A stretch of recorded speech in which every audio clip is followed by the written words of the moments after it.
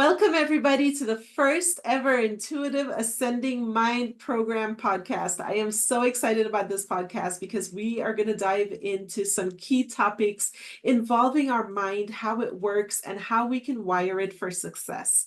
Joining me today on this podcast is Roberto Bugatto. He has been a partner by my side, helping bring this message out to the world. We did a magnificent retreat in July, and we're getting ready to launch a new project called the It's Not My Fault podcast. And Roberto, welcome to the show. Thank you. Thank you, Aliyah. I'm actually honored that I'm going to be the first guest on the podcast. It's a true honor. Yes, I'm super grateful to have you on here because I think the knowledge that you bring is just so profound, and I absolutely love the work that you do, and you have such a scientific, intellectual approach to things. You know, I try to simplify it as much as possible, but I love the way that you look at it, and you do present it in a way that makes sense, and it is simplified as well, but it is very deep and very profound, and it does require, sometimes I have to like study it a little bit, and I love that because every time I have to do that, it means my attention is focused. I was watching a video the other day, and they're talking about, like, if something's a little bit more difficult for our brains to figure out, it challenges us to just wire differently and pay closer attention. So it's not just our autonomous mind brushing over the information, but it's actually like our conscious mind getting involved to process the information that it's reading. Yes, indeed. And growth always happens out of the comfort zone. So we have to take our brain machine out of that comfort zone into the learning. Yeah. Well, I will say this much, Aliyah. The synergy with what you do is absolutely fantastic. I mean, we proved that in now 3 public opportunities, you and I. But the July retreat was just the culminant of that. Like the peak, it was fantastic. I think people were transforming those 2 days, and that's proof that it works. And the way that you take your I Am program, yeah. The way that you present it in terms of duality and that concept, how you play with the concept of duality, for me was also, like mind expanding and like eye opening, like because I tend to be, like you said, very scientific, very rational, and sometimes I may overcomplicate my own speech, but the way that you simplified it and the way that you touch parts like that is fantastic. So I appreciate that. Thank you. Thank you. Thank you. I think when I learned to understand and really kind of master that in my mind, I discovered that was the secret for me. So, I try to drive it home because to me, it's the most simplest thing that we just overlook.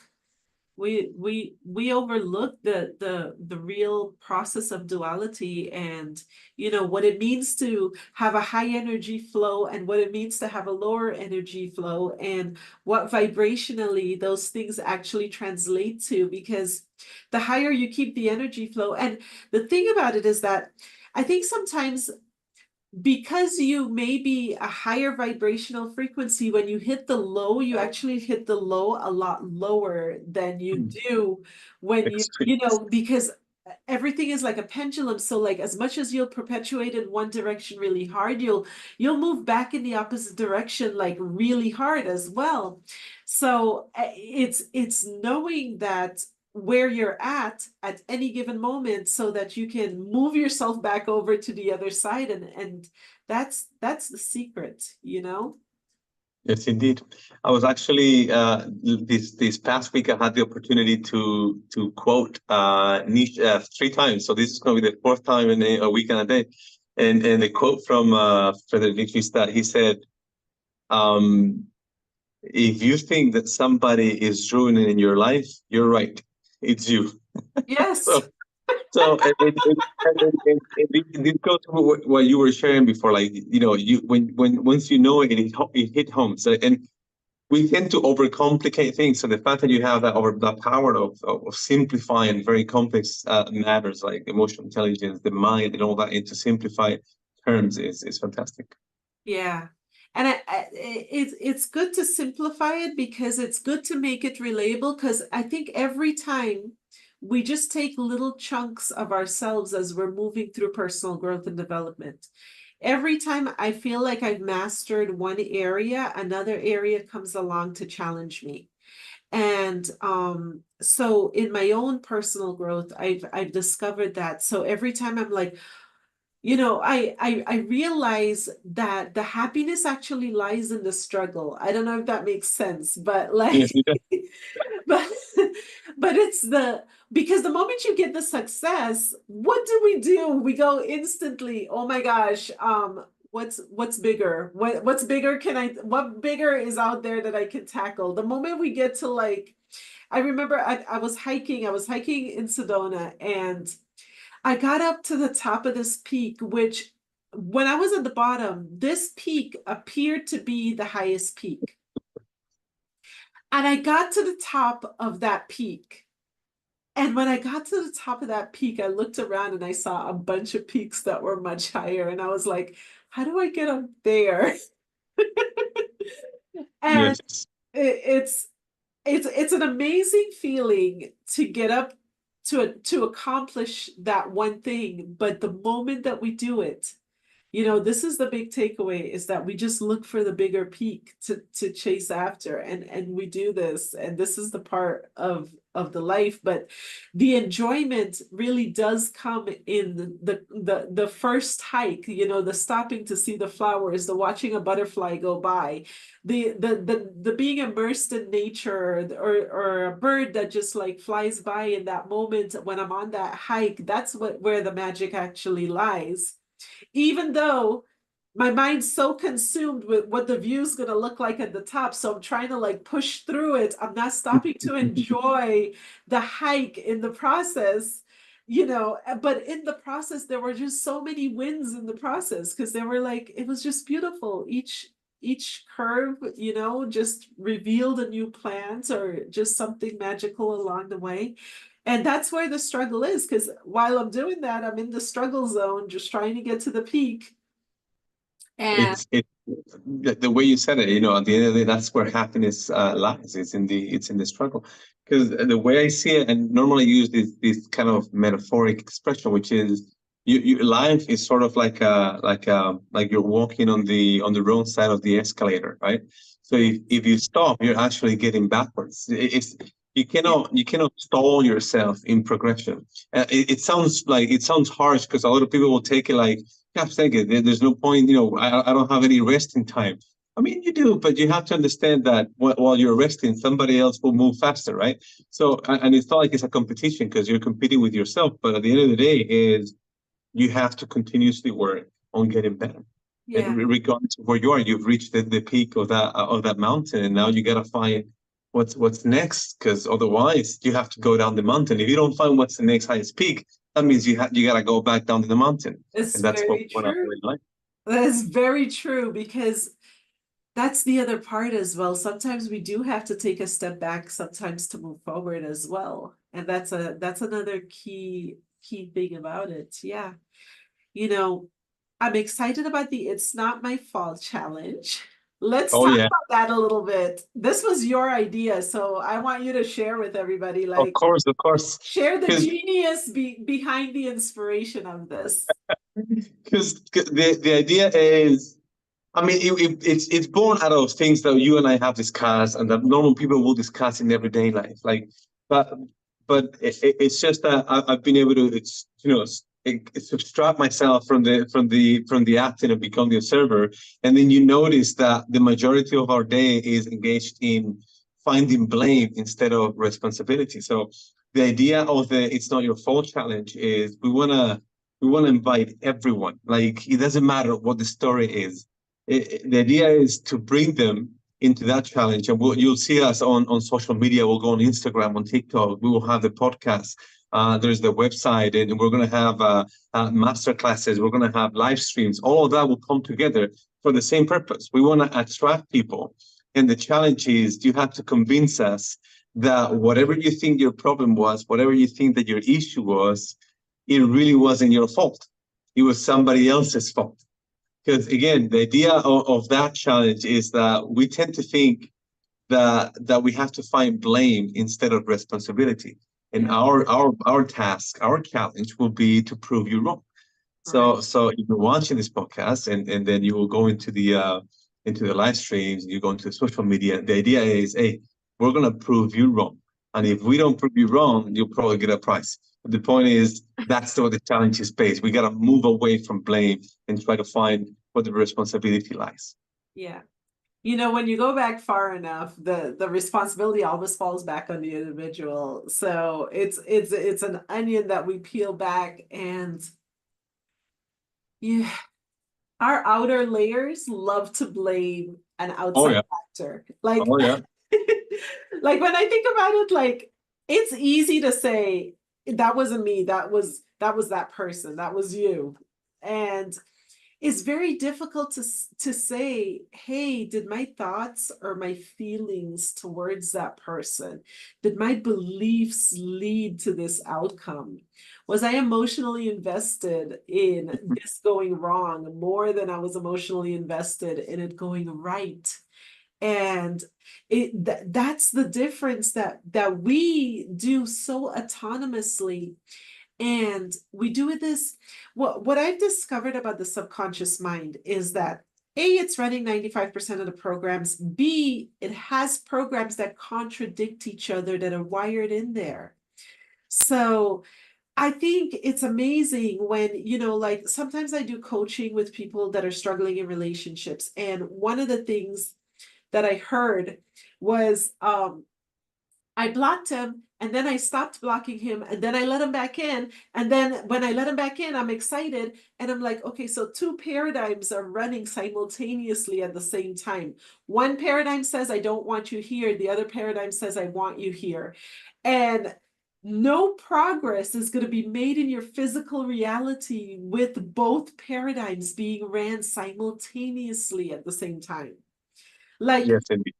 it's that type of programming that we kind of discover, and like it makes me, like every time I think about that, I said, okay, what conflicting programs do I have running in my own mind?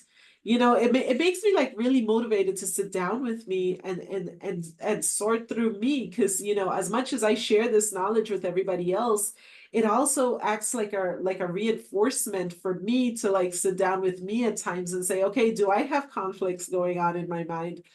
Where do I really want to get to? What does my destination look like? And is everything in alignment to get me there? It's Oh, like definitely.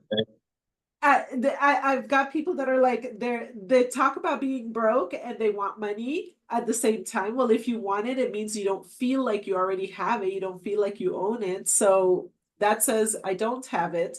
And that's wired into their subconscious. So like, money is the same thing. It's like I don't want it, but I want it, but I don't want it, but I want it. So you have two conflicting ideas in the subconscious.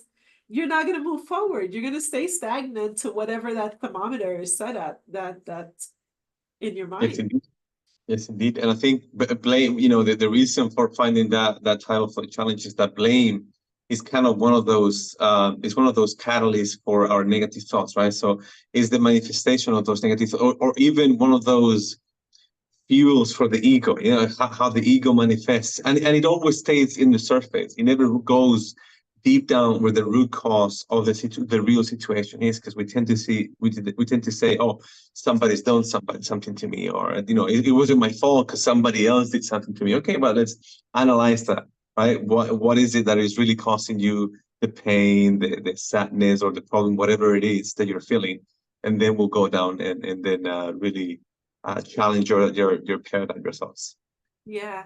In some cases, it is not your fault though. And I say that because without the awareness of how the mind works, how the subconscious works, without that awareness, if you never really learned it to a certain degree, I do think maybe there's a little bit of it's not your fault, right? What do you think? That's what they have to. That's what they have to prove to us, and we gotta prove them back wrong. Yeah, this is going to be a fun challenge. I'm Oh yeah. curious because I think there's going to be some interesting perspectives on each scenario that we get from each of the clients. So we're going to see how this goes. This is going to be exciting. Yes, I think. So let me ask this question. If it's a child that was programmed and then their autonomous life Mhm. unfolded in that manner, is it their fault? Oh, that's a very good question. Should we answer, or should we wait for the audience to see what This they is say? your cliffhanger, guys. This is your cliffhanger. That's You're a gonna very have to good tune question. in to find out. You're gonna have to tune in to find out. Roberto, how is Emoji Chat doing? It's stalling, and I haven't been on the social media for quite some time because Uh-huh. we're planning the big launch. Yeah, so one of the things that we're doing together is this. So this is taking some of the time, and just so everybody knows, we're also launching a membership site, surrounding this that what Ali and I are doing together. Um, but Emoji Chat is still there, still getting followers, it's still it's still out there on the social media, but one of the reasons why we could we discontinue putting every week content is because we've learned that we want to plan the content better. We want to be able to really tackle the issues that the audience potentially can have, rather than just sharing what we know or we went through, which is part of what we do, right? I mean, we share our story, and I know that that reaches and touches the hearts of people because they can see themselves in that part of the story. But it was kind of less what do you say, structured content. So now we're Okay. working on getting that up and running, and once we go, oh, it will be on like Donkey Kong. And one thing that we want to advance is that, and I know I've discussed this with you as well during the retreat. We want to do a bit of a daily feed of emotional steroids, right? Oh, So you yes. we will. Hemorrhoids, right? Yeah, yeah. So we will be launching this in terms of it's kind of like a fun approach to this, but the goal is to really help people understand how to manage their emotions better. So small tips, knowledge, and what we've learned over time about how to manage our emotions better. But because it's emotions and the heart, it's like a muscle that we have to work. Then it needs sometimes a push, so it needs some steroids, and because they're emotional, so we will call them hemorrhoids. So just watch Yes. out for your hemorrhoids. Don't get it confused with hemorrhoids. They can cause hemorrhoids, probably. Probably the retained emotions, probably something's related to it. I'm sure it does. I'm sure it does. Um, so let's give some really good nuggets to some of our listeners today. Share with them some practices that you do to navigate the world effectively and efficiently, as well as you do how to manage and how you manage and how you strategize your mind, at least, in order to create that physical reality. All right, that's a very good point. I think you mentioned one of those key aspects, which is attention. Mhm. Um, Recently I've been talking to a few people, and those people that I've been trying to coach with them, and some of them I've already coached, but then their expectation is, hey, I want a magic wand that will resolve all problems that I have, and the problems are non-existent. But that's one thing. Problems are not real. We made up we made them up. But the point is that there is no magic recipe. There is no magic wand. There is no easy way out of learning our emotions. It needs to be a conscious decision. So that's why the first thing is, and we talked about this in the raw awareness during the retreat. You need to recognize that you actually want to do this, and if you're listening, you're probably aware that you need it because you're looking for emotional intelligence, knowledge, or assistance, mindset, what Aliyah does as well. So first, you need to make a conscious decision. It requires both your attention and your intention, just like Aliyah was saying before. Uh, if otherwise, we're still in that subconscious automation and machinery, and and it's driving us somewhere, wherever we program it. It's not like a random destination. It will drive us to exactly where we program our mind, right? So I think one of the key tips is you have to awake to that knowledge of I need to do this. Yeah. So attention and intention. I love that. I think bringing my attention to things is I often go through inventory of where my business is at, and I look at the areas that I avoid because those are the areas I actually have to bring my attention to.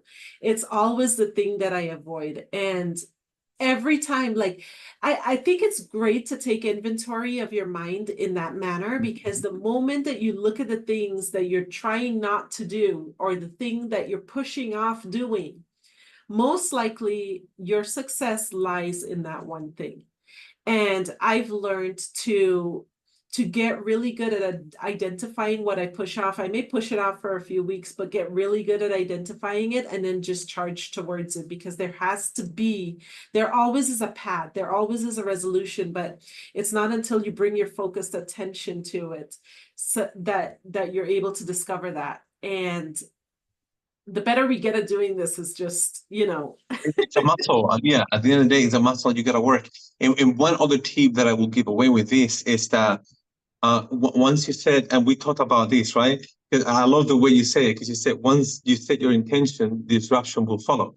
And the problem is that with the clients at work, it happens the same thing. Once you set your intention, it feels like the moment you set your intentions, like a bigger opposition comes your way. yeah. But then what I tell them to do is that, and I actually warn them in advance, like before they set their intentions, I tell them, hey, once you set your intentions, this is going to happen. You're going to find resistance because your mind, your organism, your ego, everything around you will resist that change. So Absolutely. recognize it for what it is. This is the tip. It's not like you're failing before you start. It's just that this happens to everybody. Once you set your intentions, the disruption will follow. So just recognize it for the resistance to the change that it is. Don't try to label it as, oh, as soon as I try to do something bad happens, or it's always me, or God hates me, or the universe hates me, or whatever they think. It's not that. It's the natural resistance to your new intentions. So you recognize them for what they are. Yeah, it's because our subconscious mind is so autonomous and it is creating our reality. When we try to, it's almost like you're creating a new pattern in the subconscious. So the defaults are going to cause a type of disruption. Like, you can't change the formation of water unless you pour it into a cup. So every time, and each time, each container that will hold the water will shape it differently. So think of the subconscious mind like this fluid water. And when you want the water to be in a wine glass, it's going to take the shape of a wine glass, but you have to disrupt it from the decanter to pour it into the wine glass. So that disruption has to flow in order for it to take form into the new form that you're trying to form it into. And that's how the subconscious will fight you kind of on something, because there's a level of disruption that you're creating in disrupting the patterns that it's used to. Yes, indeed. And it plays out very interestingly, because I think a lot of times during that disruption is when our deep-seated like fears and worries tend to emerge. So if there's something that like really is bothering us, or that we're scared about, or that we're concerned about, that's when that particular scenario will rear its head at that Oh, moment. yeah. And But I would say they should use that, exactly that, as a flagging system, because that is where they have to put all their effort and attention.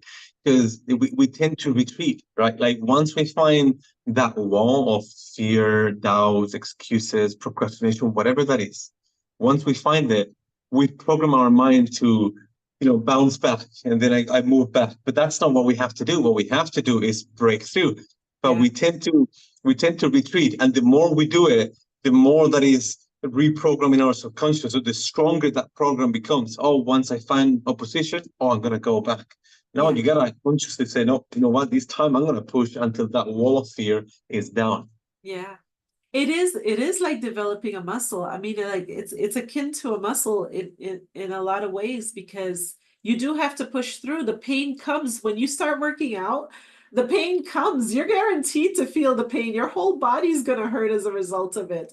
But then you will get the results. You will start to see your body tightening up. You'll start to see your body change a little bit. And those are the things that make the difference. But you have to experience the disruption in the body. You got to go through the pain in order to get the results. You have to break the muscle fiber to grow. I Yes. mean, that's how muscle grows. Yeah. You have to break it. So I'm excited to bring some of this knowledge out so that some of our clients will be able to utilize this and understand when disruption enters their world. They're just going to look at it. You're just the observer of it. You question whether or not you had the fear or where the disruption probably stemmed from in your mind. That's my other Mhm. tip. Question like, did I have a fear going into this? What was my primary worry or doubt? And if you're able to identify that, then you know that you kind of caused it. It kind of was your fault. But There you go. but it's also your fault if you don't do anything about it. So Exactly. to make it your success, you would just kind of absorb it, see what happened, put it on a back burner, work through it in whatever way you can, and just kind of stay focused, goal focused. I think life is always about goals, and we always have goals whether we're conscious of it or not. The problem is if we're not conscious of it, we tend to make negative things our goals as opposed to positive things being our goals. So but we don't realize we're doing that. But that's basically what fear is. It's a fear is a goal for an undesired outcome.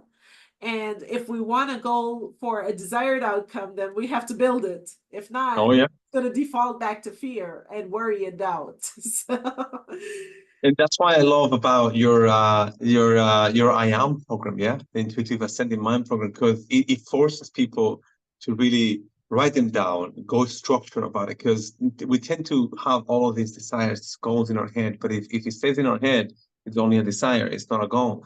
So right. you have to break it down like you do in your program, and then take them through that path of reversal engineering, just to Yeah. take you into the positive side. So I love that. Yeah, for me, like I said, that changed my world when I started mastering that and I started making those changes. I saw dramatic changes in my life and I saw dramatic changes in my emotions and my thought processes. Like when I feel a little bit down, I actually will sit, I will take account, I will get a pen and I will write out what I'm actually feeling. And I have a framework, like I say, is that thought going to get me to my goal? And then I think about what the thoughts need to be in order to get me to the goal because we can't stop the negative thoughts from flowing into our mind. That's not something that I think we really have control over. The Mhm. whole game of this life is the tree of knowledge of good and evil. It is the knowing of the duality that exists within the world. So the game that you're going to play, and when I say within the world, I also mean like within the mind and within the body. So the game of duality is played within that realm, and because we have the knowledge of good and evil, we have the responsibility to choose the good and not give into the fear that would be Mhm. associated with the evil. Yes, indeed. So Yes, indeed. So if I can recommend anything, I would recommend people to go into your website and book you for that program because I've seen firsthand how powerful it is. So thank you, Roberta. I believe in your programs. I love the nuclear leader. I love the way that you present your raw awareness. I love the emotional intelligence aspect of what you bring to the table because I think this is this is the first thing that we need to start to identify. We need to recognize us.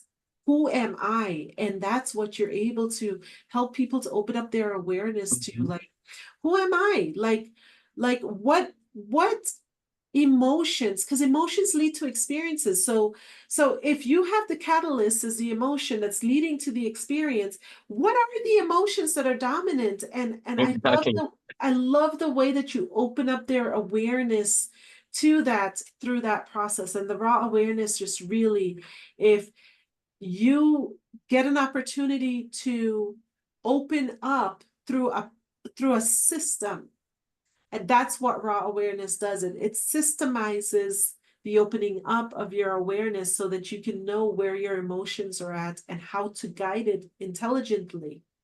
Yes, So indeed. it's So very they should look powerful. out for our membership site as well, because all of these will be part of what we will be giving to our community. Yes. Friends, you're gonna get so much good stuff. You're gonna learn how to take inventory of your mind, how to rewire your mind, how to open up your awareness, how to shift from negative into a more positive state of mind, how to not judge those negative thoughts, feelings, and emotions. It just is. There's no need to judge it. There's nothing to judge about it. Every single human Indeed. experiences it.